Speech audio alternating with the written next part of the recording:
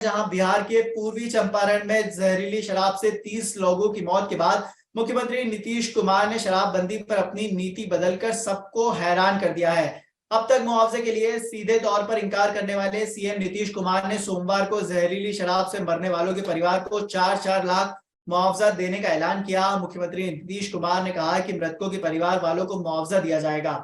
शराबबंदी के बाद 2016 से जहरीली शराब के मृतकों के परिवार वालों को मुख्यमंत्री राहत कोष से 4-4 लाख रुपए का मुआवजा दिया जाएगा। हालांकि सीएम ने इसके लिए एक शर्त भी रख दी।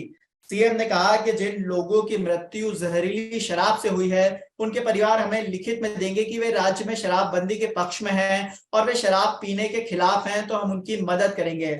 उन्हें हम मुख्यमंत्री राहत कोष से 4 लाख रुपए देंगे। 2016 के बाद जहरीली शराब पीने से मरने वालों के परिजन हमें अर्जी देंगे तो उन्हें हम सहायता राशि देंगे। और इसी खबर पर ज्यादा जानकारी के साथ संवाददाता अदिति चौधरी हमारे साथ लाइव जुड़ी हुई हैं।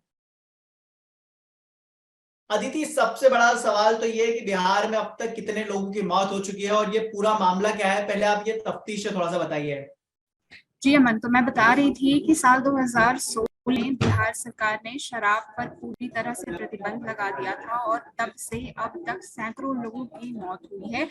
ये अधिक जो मौतों की संख्या है, अगर हम इसकी बात करें तो पिछले साल दिसंबर के महीने में छपरा में 74 लोगों की जहरीली शराब पीने से मौत हो गई थी। इसके बाद फिर सारण में कुछ लोगों की मौत हुई और अब मोतिहारी में जो मौतों का सिलसिला है वो अभी भी जारी है। शुक्रवार को पहले दिन 4 लोगों की जहरीली शराब पीने से मौत हुई। उसके बाद लगातार 3 दिन तक मौतों का सिलसिला जारी रहा, जो अब तक 30 लोगों की मौत की खबर है। हालांकि आधिकारिक तौर पर आंकड़े कुछ और कहते हैं। आधिकारिक तौर पर सिर्फ 23 मौतों की पुष्टि की गई है, लेकिन हमारे पास जो जानकारी है उसके अनुसार 30 लोगों की मौत हो गई है और ऐसे दर्जनों लोग हैं जिनकी हालत गंभीर बनी हुई है। कई लोगों की आंखों की रोशनी जो है वो कम हो गई है।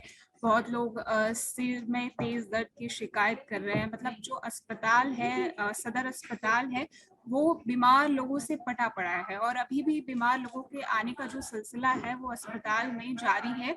और लगातार विपक्ष नीतीश सरकार को इस मुद्दे पर घेर रहा था। पिछले साल दिसंबर में साल 2022 दूर नहीं है जब नीतीश कुमार ने कहा था कि दारू बंद है फिर भी लोग पी रहे हैं, पीकर मरे, तो क्या सरकार मुआवजा देगी? जो शराब पिएगा वो मरेगा ही, ये उन्होंने कहा था। और अब उनका बयान आया है कि 4-4 लाख मुआवजा देंगे और उसके लिए क्या शर्तें रखी गई हैं, ये पूरा मामला क्या है?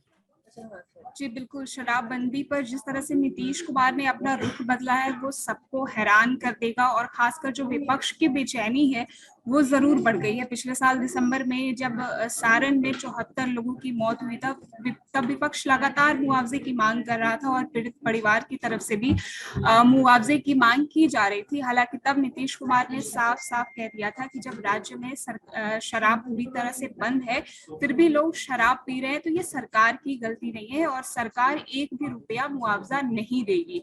इसको लेकर लगातार सरकार की आलोचना भी हो रही थी, लेकिन अभी जिस तरह से नीतीश कुमार ने, मतलब विपक्ष जैसे उन्हें हमेशा बार बार पलटी मार कहकर नाम से संबोधित करता है, तो उन्होंने बिल्कुल उसी तरह से इस बार पलटी मारी और उनका जो पूरा नीति था शराबबंदी को लेकर, जो उस फैसले पर जो अटल थे कि ये मुआवजे की राशि सरकार नहीं देगी, पूरी तरह से उन्होंने इस पर अपना रुख बदल लिया। और जो मृतक है जहरीली शराब से पीने वाले मृतकों के परिवारों को बड़ी राहत देते हुए 4-4 लाख रुपए मुआवजा देने का ऐलान किया है। और ऐसा नहीं है कि सिर्फ मोतिहारी में जो अभी 30 लोग मरे हैं उनके परिवार को ही मुआवजा मिलेगा। साल 2016 से शराबबंदी के बाद जितने लोग जहरीली शराब पीकर मरे हैं सभी के परिवारों को मुआवजा दिया जाएगा। हालांकि इसको लेकर सरकार ने अपनी बात स्पष्ट की है कि इसके लिए पीड़ित परिवार को जो है वो सरकार को ये कहना होगा कि हम शराबबंदी के पक्ष पे हैं और शराब के खिलाफ है। यानी जो शराबबंदी है उसमें कोई राहत नहीं दी है सरकार ने। पहले की तरह शराब पर प्रतिबंध जारी रहेगा। बस जो मृतक है पहले से उनके परिजनों को 4 लाख रुपए जो है वो मुआवजे की राशि दी जाएगी। अदिति, एक आखिरी सवाल ये बनता है कि विपक्ष का इस पर क्या रिएक्शन आ रहा है ये पूरे मामले पर?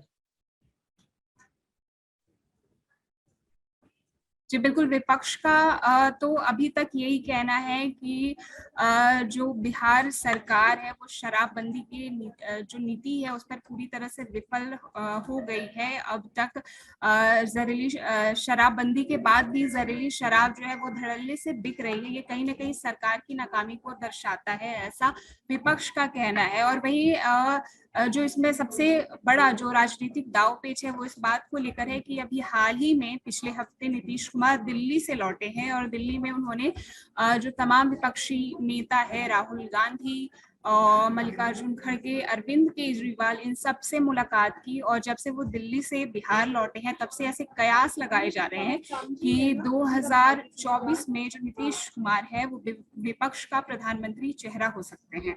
और इसके अगले साल यानी 2025 में जो बिहार में है वो विधानसभा चुनाव है, तो यानी लोकसभा चुनाव के अगले साल विधानसभा चुनाव है। तो नीतीश कुमार के लिए ये डबल चुनौती वाली बात थी। और इस तरह इन सब के बीच जो मोतिहारी में ये शराब कांड हो गया, इसको लेकर उनकी लगातार आलोचना हो रही थी।